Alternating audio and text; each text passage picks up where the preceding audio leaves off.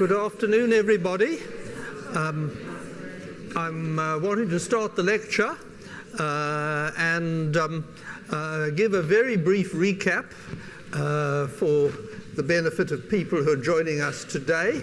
The first lecture was defining a very strange subject, looking at a general kind of history of how people have thought about the emotions, particularly in Western civilization. I'm afraid the Far East is being shortchanged. I have said very little about Japan and China, but I was giving a general survey of the thinking about the emotions on Monday, and the hero of the lecture was Charles Darwin, who wanted, in his famous late book on the expression of the emotions in man and animals, to see the emotions in the context of nature, and argue that emotions were hardwired into animals and humans as means of coping with the environment, various kinds of hazards in the environment, so that there's the fight and flight response, and there is the shame response, and which is based on blushing. And there is the disgust response, whose function is to protect one against decaying food and poisons. So there is this approach which is basically evolutionary, but it's also clear that nature is subject to considerable revision at the hands of human culture, and there are all sorts of strange things which culture builds on the basis of our basic animal nature. And the second lecture was looking at the, starting to look at shame rather than disgust. And there the hero was Erik Erikson, the psychoanalyst, who related shame to questions about the identity crisis and the integrity crisis. And yesterday I was looking at the work of the anthropologists and the historians who've been inspired by the anthropologists on the great Mediterranean honor and shame complex, which persists to this day in various Mediterranean countries, although it's not quite as intense as it once was. It's been subject to kind of social change and social pressure, although I think not as much as in Northern Europe, where Protestantism had a very radical effect. And I also looked at the end at Africa, a wonderful book by John Iliff, which imaginatively looks at the pre-colonial societies, many of which were warrior societies and had a kind of honor and shame culture rather similar to that of the Mediterranean peoples. And then the effects of colonialism, which in some respects repressed the old fighting culture, and then post-colonialism. And the book is splendidly imaginative because of looking at the honor of women in a way which I think earlier writers had not done, and carrying things right up to date, looking at questions of shame in relation to the struggle with HIV/AIDS.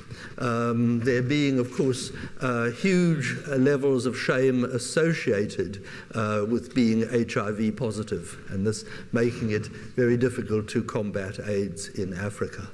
So that was a sort of grand tour of the Mediterranean and Africa with a few words about Northern Europe yesterday. Today I'm going to move on, and the topics for the lecture today are ressentiment, nationalism, xenophobia and populism. This is not quite the list of titles I had in my original plan for this lecture, so I've got to make a slight apology. I had originally wanted to discuss the role of the world religions in today's lecture, but for various reasons I found it better to try and move that material into other lectures, into yesterday's lecture when we were talking about the decline of the honor and shame culture, where both Islam and Christianity tried to suppress the honor and shame culture, Christianity rather more successfully than Islam.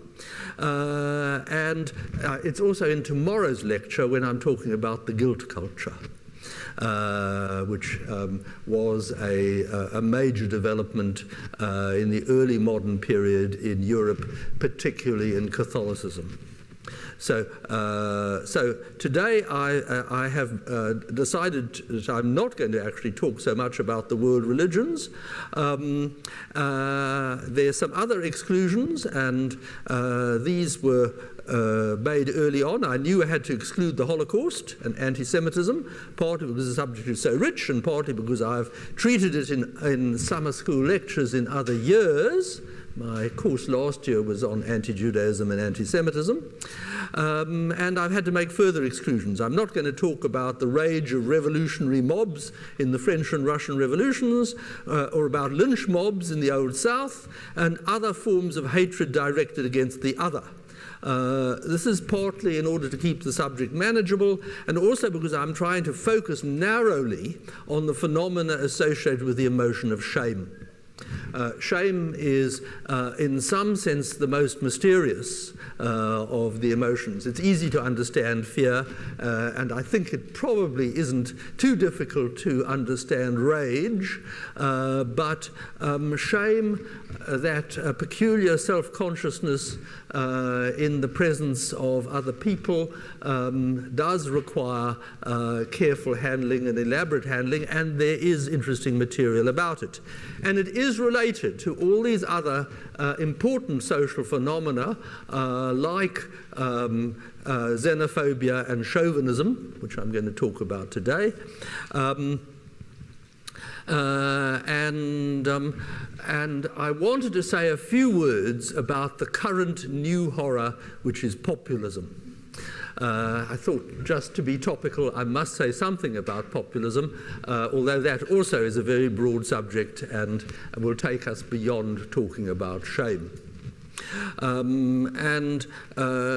was one other thing which I wanted to mention, and I need to go back because it was a slide I didn't show yesterday, in relation to the contribution made by Christianity in suppressing the old pagan concepts of honor and shame and the family kind of centered values which were associated with Greece and Rome. And I have a wonderful illustration for this, which is Bernini's statue of Aeneas carrying his father Anchises, followed by his son Ascanius. This is the earliest great masterpiece by Bernini. It's in the Galleria Borghese in Rome, but most people don't notice it because usually when you go to the Galleria Borghese, you're hurrying to get on to the next room where the wonderful Apollo and Daphne is located, which is not just Bernini's first masterpiece, but one of the greatest masterpieces of sculpture ever made. So most people don't see this extraordinary statue, which is wonderfully historically correct. The Renaissance, in many ways, as I mentioned the other day, was not just a revival of antiquity, it was also a critique of antiquity. And they didn't always get the history right. So that what's extraordinary is that Bernini did get the history right. I think he must have consulted some sort of learned humanist, because this statue is difficult for the modern person to read. You've got to ask yourself, what are the three men doing? Well, Aeneas is fleeing the sack of his home city, carrying his father on over a shoulder. But what is is his father Anchises carrying? He's carrying a tiny little thing which I think is difficult to see in the slide, and I'm not sure I could have done better about that. This is the best slide I could picture I could find. He's actually carrying what are called the penates, the image of the domestic gods, which always stood next to the family hearth in the classical Roman home. And Ascanius is carrying the hearth itself. And this is a very strange set of customs which was found in both Greece and Rome, whereby the hearth was the center of the home, and normally an eternal flame was kept burning on the hearth. And it was regarded as terrible bad luck for the family if the flame was allowed to go out. So there was this duty of tending the flame. And this, I think, symbolizes a great deal about the personal religion of the Greeks and the Romans, which was very much centered on the family. We know that there are religions today which are centered on the family. Judaism, of course, requires the father to preside and say the blessing at the Friday night supper.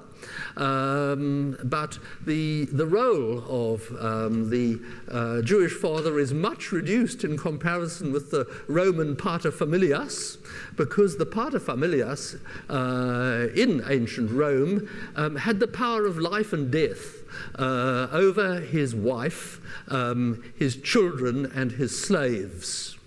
And it was absolutely kind of normal for this to be exercised. In particular, whenever the wife gave birth, she would be somewhere in the back room with the midwife.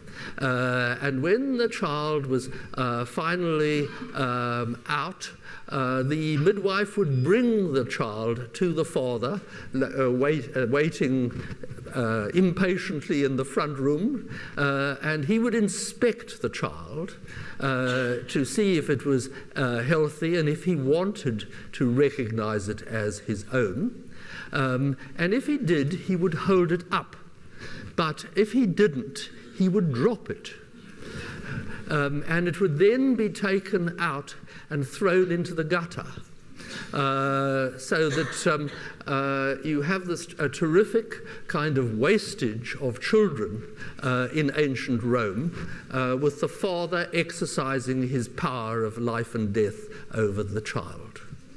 So now Christianity couldn't bear this. In fact, Judaism couldn't bear this. There are kind of Roman ethnographers who say, one of the strange things about the Jews is they love all their children. But Christianity kind of rejected this and created foundling homes for children who were abandoned from an early age. And it rejected the cult of the family hearth, and so it shut down this sort of religion. And that is one of the key ways in which it kind of undermined the cult of the honor and shame, which was very much associated with the lineages. Once you got a situation where people were treated as individuals rather than members of families, once you got a situation where children in particular could go into the church rather than stay under the domination of the paterfamilias, you move towards a more egalitarian society. And this is terribly important in understanding the role of religion in undermining the honor and shame complex in the ancient Mediterranean. Okay, so that was what I should have said yesterday, but had other things on my mind. So let's go forward into today's lecture, and I want to start by saying something about ressentiment. This is a a rather peculiar kind of notion. It comes from the noted German philosopher and cultural critic Friedrich Nietzsche, who drew attention to a particular kind of envy and hatred, or envy and malice, which he called ressentiment. This is just actually the ordinary French word for resentment, but he kind of used it in preference to using a German word, and he used it in a special sense which has stayed with it since, and it's the kind of hatred which mediocrities feel towards persons of superior achievement. It is usually based, of course, on some sense of shame. If one feels inadequate, one of the ways of coping with that situation is by hating the person who makes you feel inadequate. Nietzsche saw this kind of resentment, ressentiment, as characteristic of what he called the slave mentality. And you must remember, of course, he was an extreme right-winger in some sense. He disapproved of democracy. He was an elitist. He thought that the supreme aim of civilization should be to produce superior types, the so-called supermen. And he felt that the consequence of ressentiment was a kind of leveling down which would prevent the emergence of supermen. And of course, this goes, as I said, together with a certain kind of hatred for or contempt for democracy. Nietzsche was fairly kind of clear about his preference for a hierarchical society based on achievement. Now, I think that we want to sort of separate some things out here. Nietzsche was correct, I think, to diagnose this as a kind of a recurrent sort of psychology based on shame and hatred, but we don't have to follow him in assuming that democracy and the desire for equality kind of go with this or derive from this. So what I'm wanting to suggest is that one needs actually to bear in mind the wonderful words in the funeral oration delivered by Pericles in Thucydides, where he describes the greatness of the Athenians and the greatness of the Athenian democracy as including the fact that we give people their due. We recognize talent. And it is, or can be, under those circumstances, in fact, an egalitarian sentiment, because we recognize that everybody has the possibility of achieving, and of course, achieving in many different ways, and so there are many different kinds of excellence. And a society which was trying to enforce mediocrity would, of course, be a highly undemocratic society. And there's all sorts of ironies here, as I sort of mentioned at the bottom of the slide. Many of Nietzsche's 20th century followers themselves seem to suffer from ressentiment. The extraordinary band of misfits who joined the fascist party in Italy after World War I, the strange entourage of Hitler in the 1930s included a large number of people who were kind of failures and mediocrities, and who displayed intense resentment against people like Einstein, or for that matter, some of the great artists, and And part of that hatred for degenerate art is actually coming from artists who were kind of mediocre followers of the old academies. So there's a huge irony there. Nietzsche's many admirers in fascist Italy and Nazi Germany were themselves consumed with ressentiment. I mention ressentiment because it's one of the kind of important special cases of the negative emotions which we will be encountering again. But today I want to concentrate, my main subject today is about nationalism and chauvinism.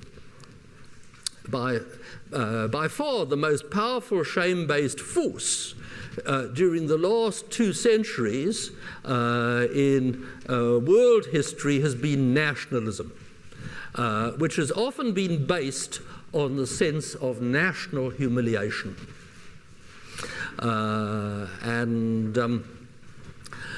This is a subject which again was for a long time sort of obscured.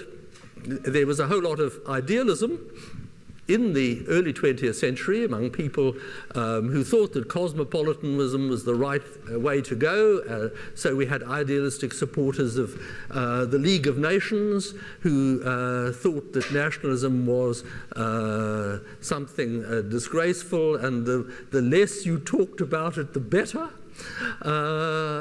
And then, of course, we had the hyper-nationalism associated with fascism and Nazism, and that rather put a damper on kind of enthusiasm for moderate nationalism. But once we moved into the 60s with decolonization, nationalism kind of came back and was kind of acceptable or was idealized by Western enthusiasts for third world liberation. But the crucial point really was this, that because nationalism was regarded as an atavistic kind of backward-looking kind of ism in comparison with socialism, for example, there was very little academic study of it. And this was something which, like the study of honor in the 1950s, came through in the post-war period. And it came through as a result of a very important book, Ili Kaduri, Nationalism, which came out in 1960. But the most important person to write about it was the sociologist Ernest Gellner. And I've got there on the slide a picture of him sitting in his office, characteristically sort of leaning back and discussing things. And there's one of his books on nationalism. He wrote, I think, something like 5 books on nationalism, all in all. The earliest one I have with me, it's called Thought and Change. This was written in response to Kaduri's book, Nationalism. Now, I should say something about the controversy between Gellner and Kaduri before moving on to the analysis which Gellner developed.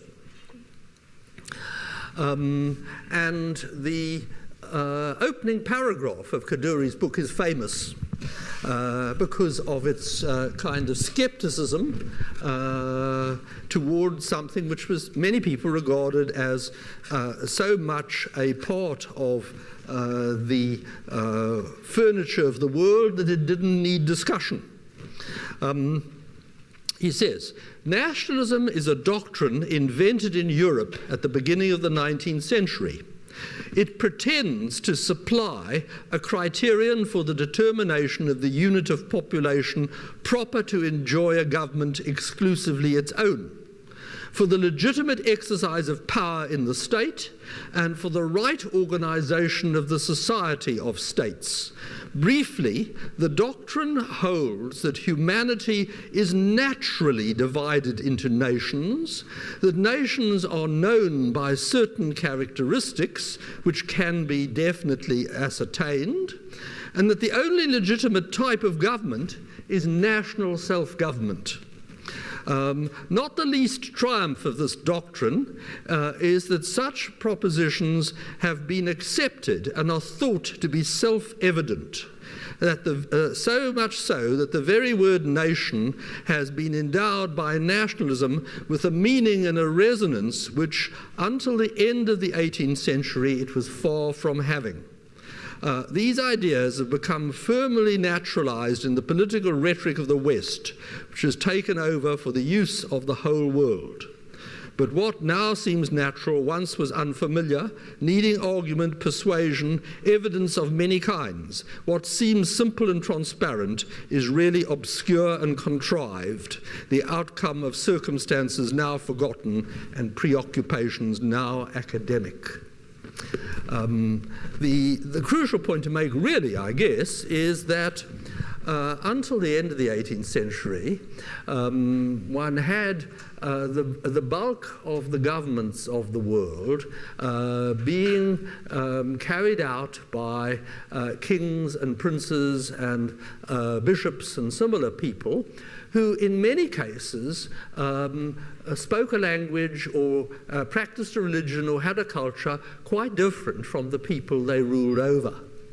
And the achievement of nationalism was to make people feel that this was unnatural, that you needed to have a people's monarchy if you were going to keep on royalty, as they did in England, or you needed to redraw the boundaries of the state so that one had the linguistic boundaries coinciding with the state boundaries. And of course that sometimes was impossible, and so there's a sort of general conviction among the purists of nationalism that countries like Belgium should not exist, or Canada not exist, or that the United States and England should be one country because they speak the same language. So nationalism is this doctrine and this extraordinary set of ideas which go with it. And as Kaduri correctly pointed out, this is all contingent. And not only is it contingent, but efforts to try and implement nationalism in terms of redrawing boundaries and moving peoples generally result in mayhem and chaos. And at the end of the First World War, the Versailles Settlement allegedly recognized the nationality principle, but when they actually looked at the map, they found that the number of Europeans who were living in a country of different culture to themselves, the number of minorities in Europe was vast. Many, many millions. Their numbers have been tossed around. 30 million, 35 million is often one estimate. But the simple idea of making the boundaries correspond with linguistic boundaries just didn't work, and attempts to make it work resulted in massive dislocation and ethnic cleansing. So, now Gellner was the person who responded to Kaduri, because Kaduri's account is an intellectualistic account. It's an account of a doctrine, of a set of ideas propagated by intellectuals, and Kaduri tends to blame German idealistic philosophy for the ideas involved in nationalism, which seems very strange.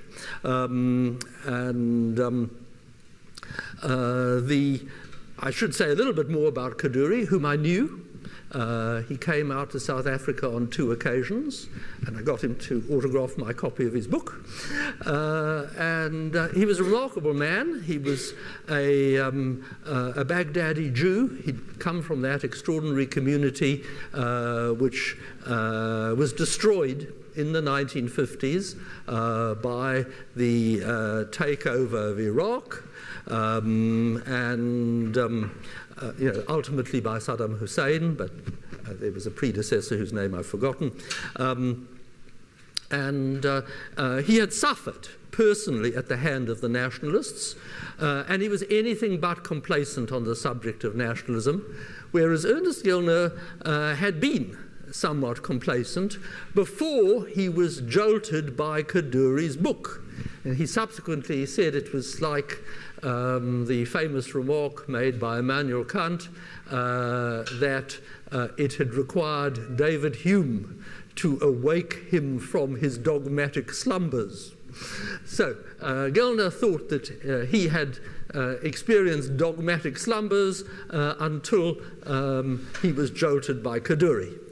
But Kaduri's approach, as I said, is intellectualistic, not sociological, and Gellner was professor of sociology and philosophy at the London School of Economics, and so was determined to provide some sort of sociological explanation.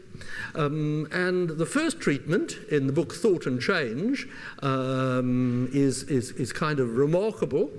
It was also one of the books which was great for me growing up.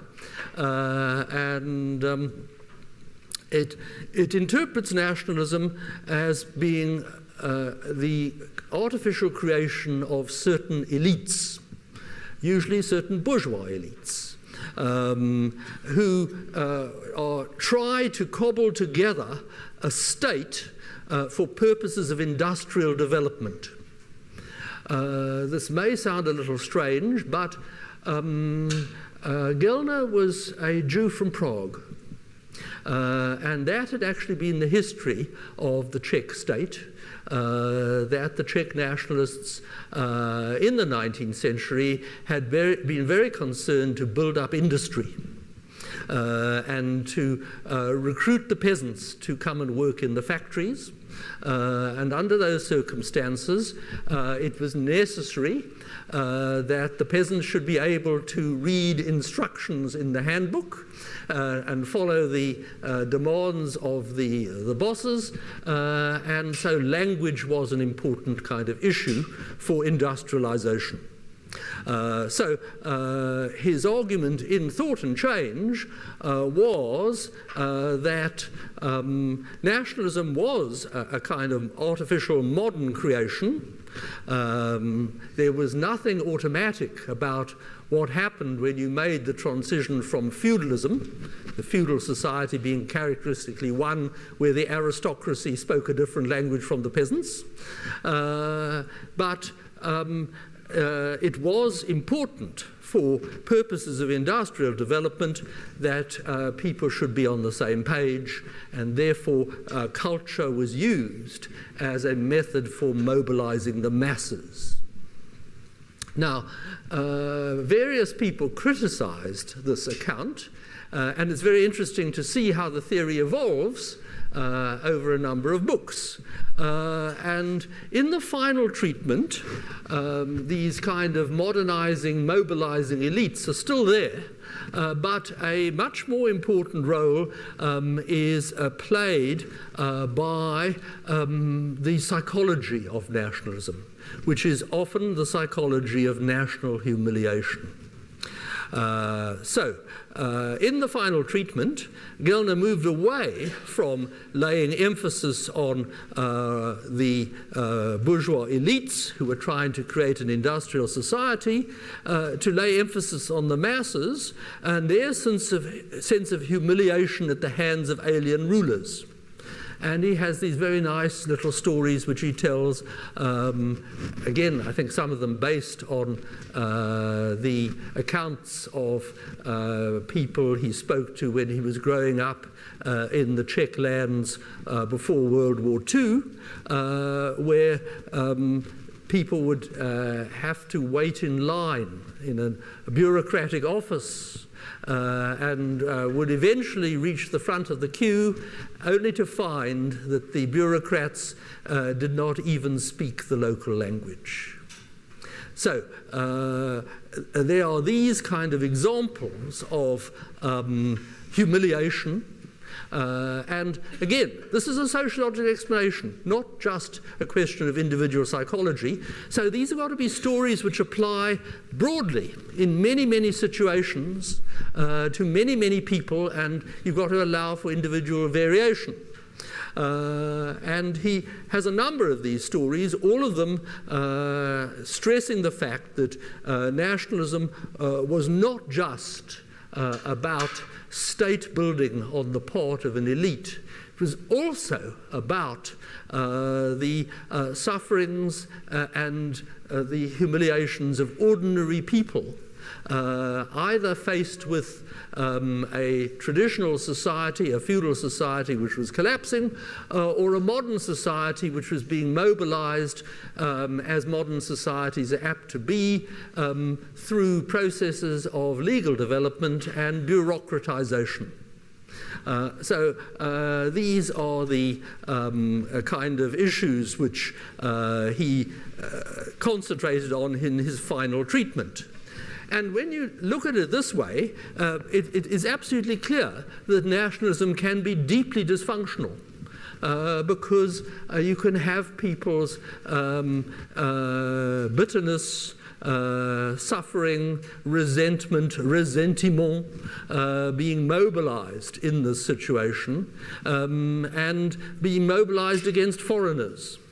It's not for nothing that nationalism fell under a cloud in the 1930s.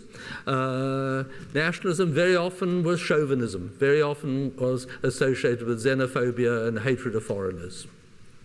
And of course, it led to those kind of terrible crises of ethnic cleansing after World War I and again after World War II.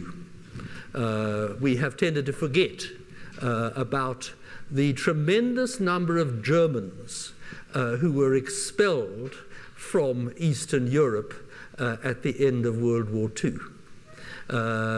One of we all remember the terrible figures about the Holocaust, but how many people know that more than 1 million Germans lost their lives on the passage back from the Soviet Union to Germany when they passed through Poland? Again, one of the great atrocities which has not been remembered. So, this is the question of nationalism, and it's related to another set of important circumstances connected with colonialism. As I say in this slide, both colonialism and anti-colonialism could be motivated by the need to reverse humiliation. And I have a very striking example of this, namely the French colonization of Algeria. On the left, you see a representation of the key incident in 1827, when the French consul is insulted by the Dey of Algiers, who slaps him with a fly whisk. And this particular blow turned out to be very costly for the Algerians, because it was a wound to France's national pride, which had to be avenged. And so in 1830, after an intense blockade, French armies kind of came in and conquered Algeria, or at any rate, the coastal regions of Algeria. The final pacification of Algeria took most of the 19th century, and it was accomplished by the army. The army was the main instrument of colonization in the Algerian case. And it was, again, motivated by a whole set of, to us, strange and bizarre concepts and attitudes. The army of the 1820s was different from the revolutionary army of the 1790s and different from the Napoleonic armies. The Napoleonic armies had achieved a great success by going to Egypt in a strange attempt to kind of attack the British in India.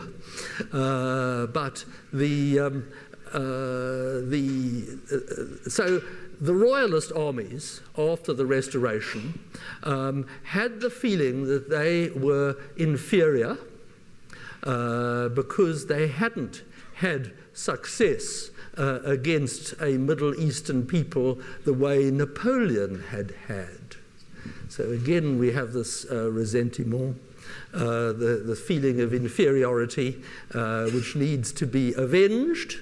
And so the diplomatic humiliation of France by the Day of Algiers, with the French consul being slapped with a fly whisk, is followed by the army, the royalist army, determined to take a stand not merely against the Algerians, but also in relation to their predecessors, in relation to the royalists, to the Republican armies and the imperial armies of Napoleon.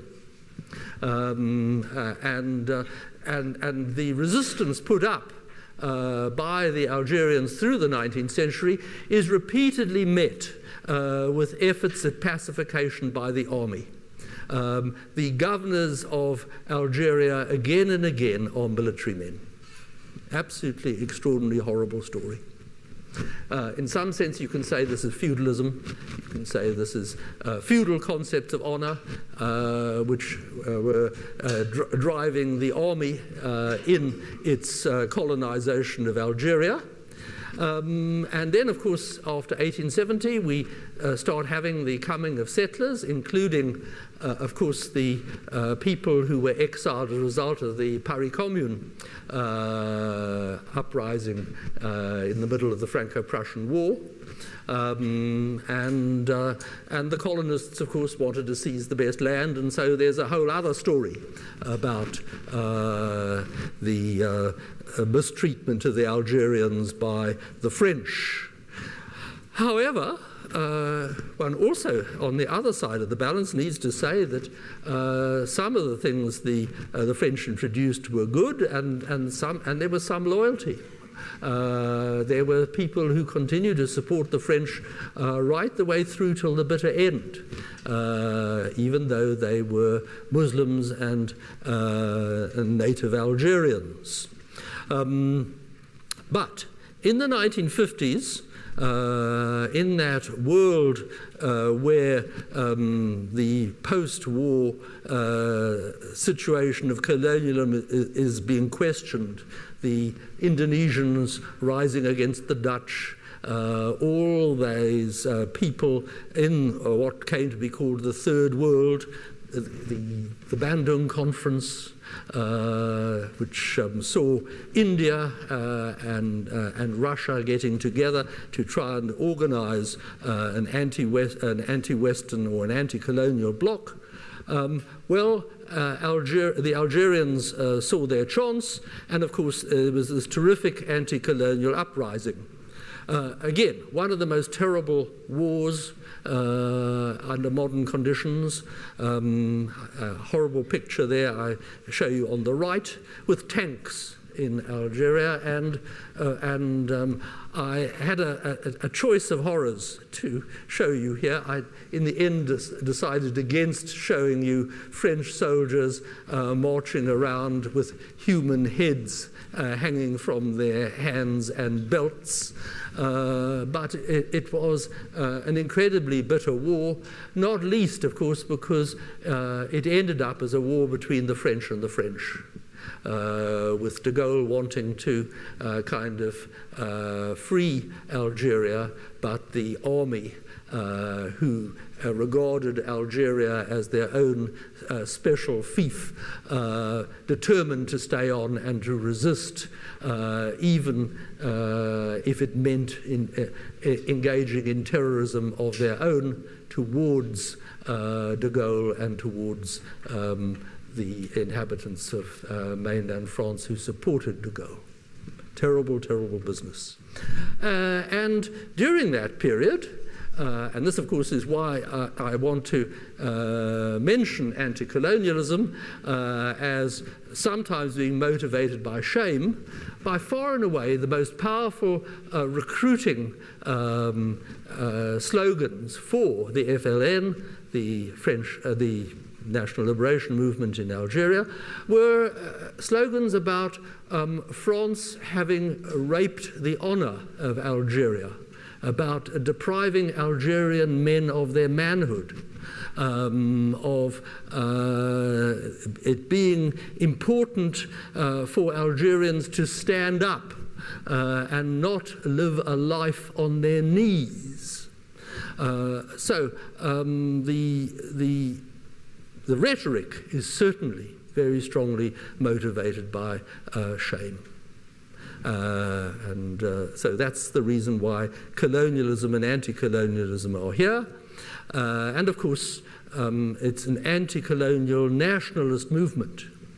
And in the long run, of course, it has very terrible consequences of another kind, because it was the Algerian army which came to power in an independent Algeria, not a kind of socialist democratic movement, and the army ruled with force and wasted its opportunities, wasted the money available from oil, got involved, mired in corruption, and behaved so badly.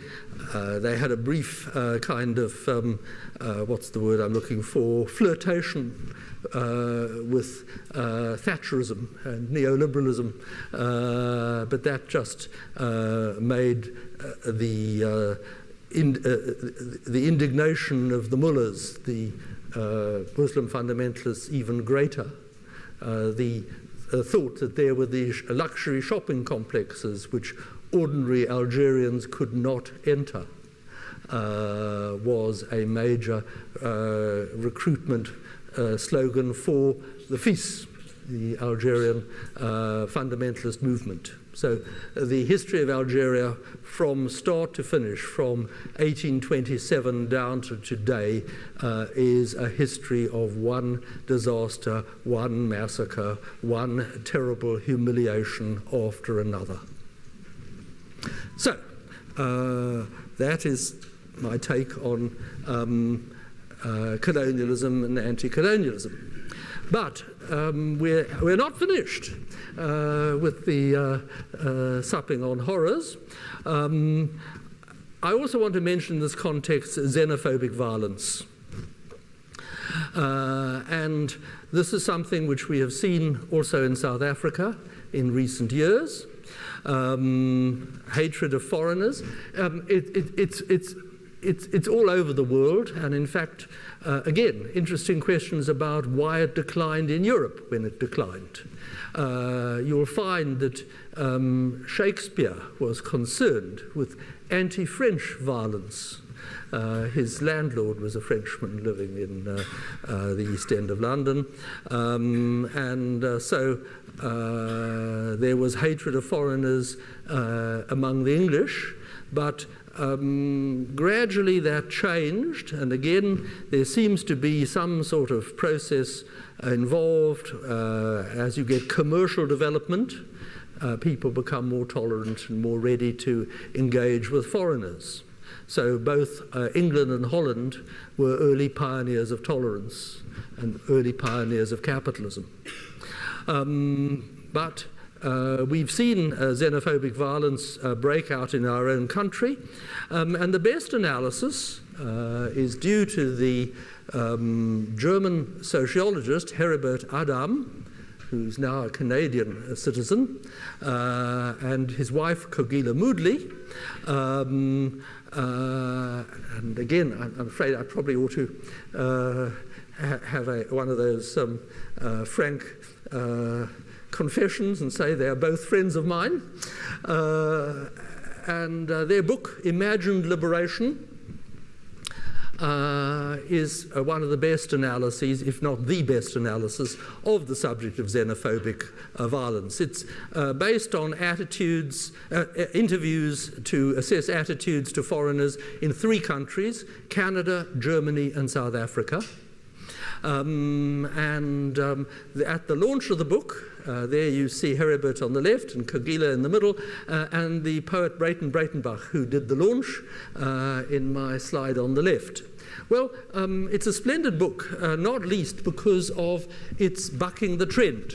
The trend before Heribert and Kogila wrote on the subject was to want to explain things in terms of deprivation, in terms of saying that foreigners are kind of taking the best jobs or are forcing people to compete and putting pressure on wages, all those kind of economic explanations. But the analysis of Heribert and Kogila, on the contrary, rejects all that, saying that in many cases the people who launched the attacks on the spaza shops are not themselves owners of spaza shops, or even hired by owners of spaza shops. It's a question of there being kind of psychological pressure quite apart from economic pressure. And the psychological pressure is precisely, again, very often this thing about ressentiment. The conviction that foreigners are better than us because they are better businessmen, or because they manage to kind of organize things in a way which we can't, and they show up our inadequacies. So the argument ultimately is that xenophobic violence is an attempt to reverse humiliation at the hands of foreigners. And there's some quite remarkable accounts of this, or getting the attitudes of school children in particular towards foreigners in the interviews and in the questionnaires which they handed out. So I find the explanation convincing, and I think it's also convincing if one realizes that the number of people who are insulted by foreigners is actually much, much greater than the number of people who are injured by foreigners. Foreigners, particularly if they are good businessmen, tend to create business. They tend to create employment. They tend to create services and make all sorts of things available which are not otherwise available. So the issue here is one about insult rather than injury. And of course there are potentially many, many people who are insulted by the achievements of foreigners.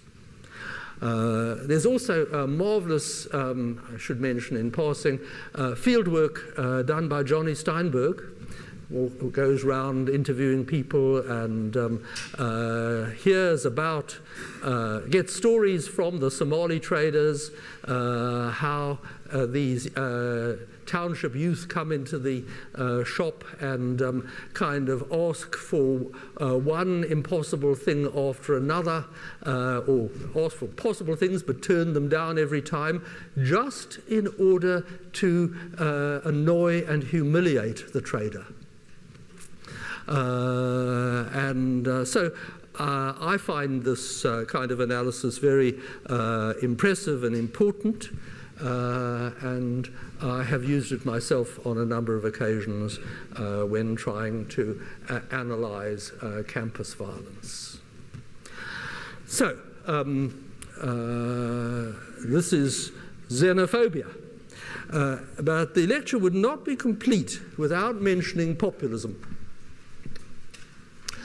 And the best analysis of populism is also due to a German academic, Jan Werner Müller, who is a professor of politics at Princeton. And I should say that populism is a much broader concept than the kinds of things I've been looking at, ressentiment and nationalism, chauvinism and xenophobia. It takes many forms. The crucial thing really about populism is the populist is a person who has a very simple narrative or has a preference for very simple narratives about politics, and so is quite ready to join in a xenophobic narrative that it's all the fault of foreigners, or it's all the fault of the Jews, and of course having a kind of simple concept. This is the other side of it. The assumption is that what needs to be done is simple and obvious. And any right-thinking person would join with the populists in doing what they're doing. And so the populists tend to regard themselves as being we the people. We the people. Even when they are a tiny minority. This is the most characteristic feature of populism, and it leads to a kind of intolerance of people who disagree. It leads to conspiracy thinking. There must be a conspiracy against us if we're not getting things coming out the way we want. And it can go with all these other things, ressentiment of the kind I've already been talking about. One finds it very strikingly in both the case of Brexit and of Trump. Brexit, the main issue being the attitude towards foreigners, the free immigration associated with the European Union. And in Trump's case, well, there's some extraordinary things Trump says. He says things like, the most important thing is the unification of the people. The other people don't matter.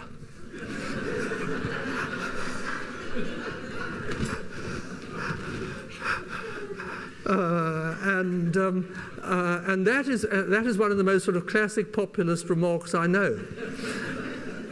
And historically, the United States has seen populist movements before, starting at the end of the 19th century when you had the great movement for free silver, with the closing of the frontier and trouble in the prairie.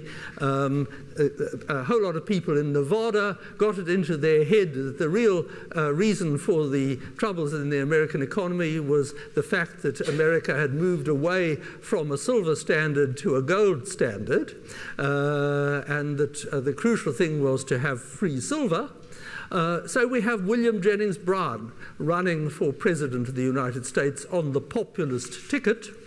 And he was a classic populist. Again, he goes to Nevada and he says, I have heard the people.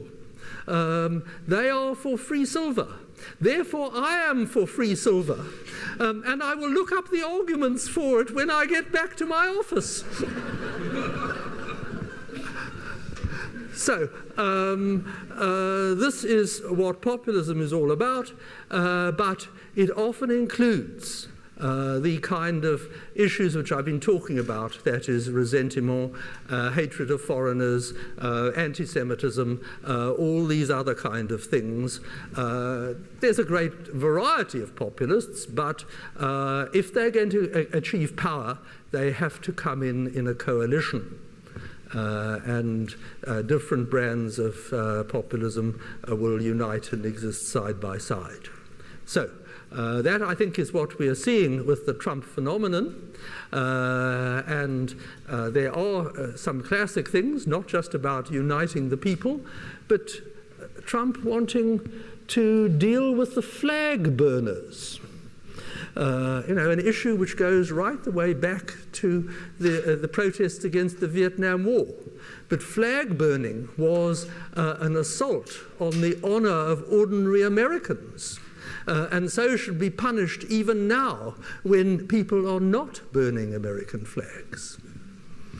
So, that is my take on the honor of women in a way which I think earlier writers had not done, and carrying things right up to date, looking at questions of shame in relation to the struggle with HIV/AIDS. There being, of course, huge levels of shame associated with being HIV positive, and this making it very difficult to combat AIDS in Africa. So that was a sort of grand tour of the Mediterranean and Africa with a few words about Northern Europe yesterday. Today I'm going to move on, and the topics for the lecture today are ressentiment, nationalism, xenophobia and populism. This is not quite the list of titles I had in my original plan for this lecture, so I've got to make a slight apology.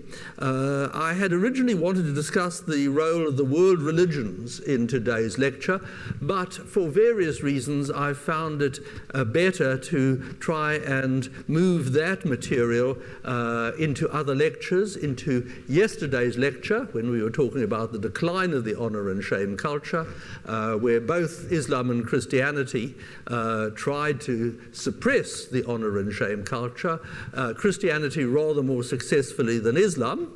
And it's also in tomorrow's lecture when I'm talking about the guilt culture, which was a major development in the early modern period in Europe, particularly in Catholicism.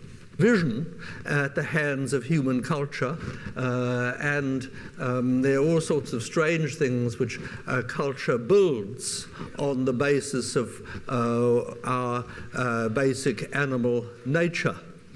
And the second lecture was looking at starting to look at shame rather than disgust.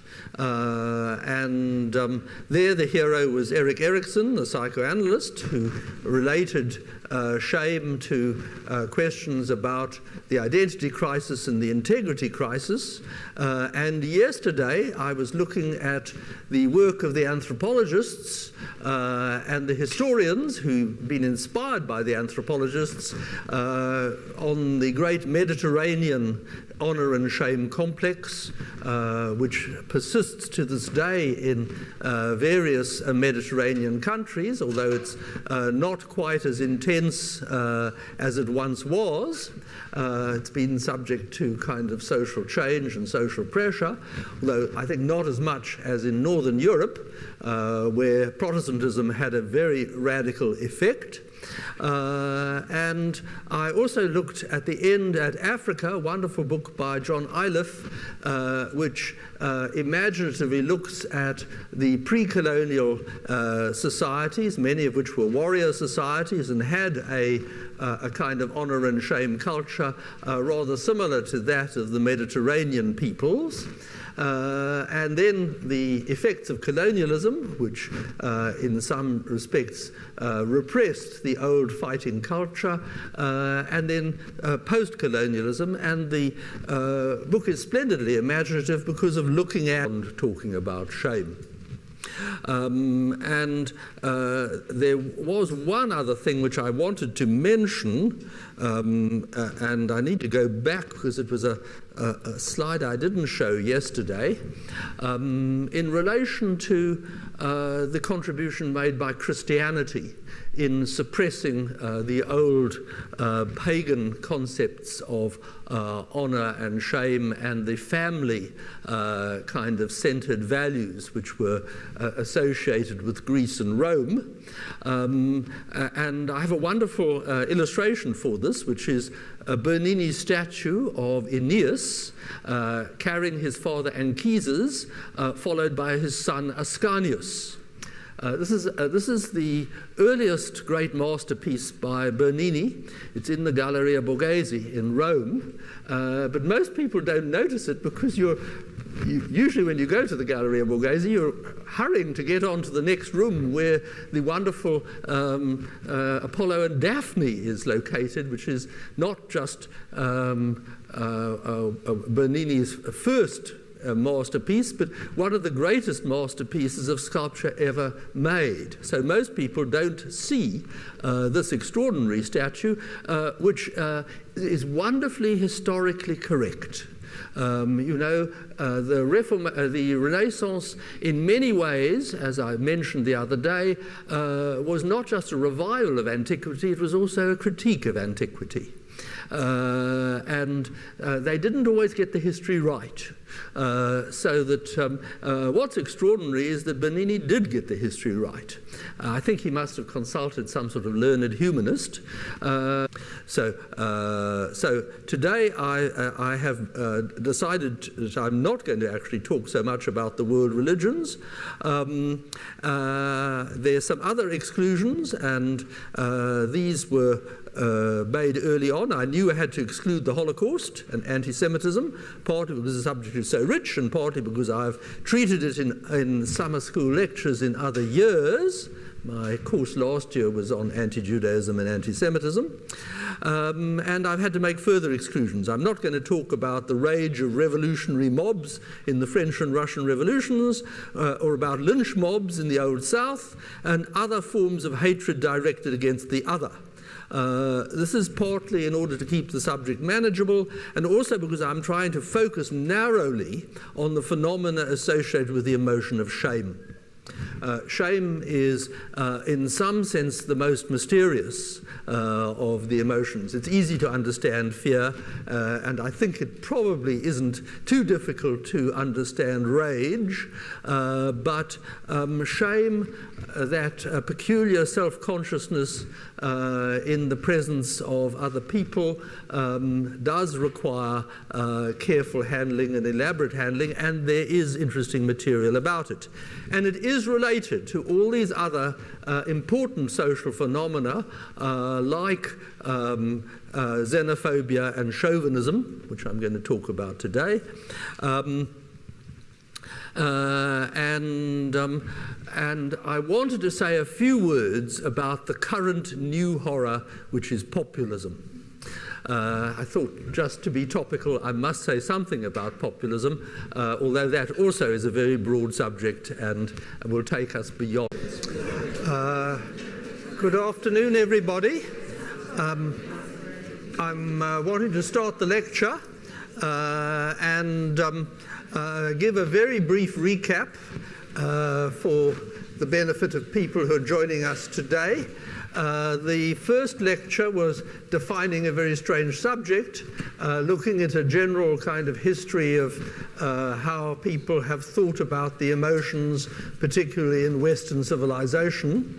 I'm afraid the Far East is being shortchanged. I have said very little about Japan and China, but I was giving a general survey of the thinking about the emotions on Monday, and the hero of the lecture was Charles Darwin, who wanted, in his famous late book on the expression of the emotions in man and animals, to see the emotions in the context of nature, and argue that emotions were hardwired into animals and humans as means of coping with the environment, various kinds of hazards in the environment, so that there's the fight and flight response, and there is the shame response, and which is based on blushing, and there is the disgust response,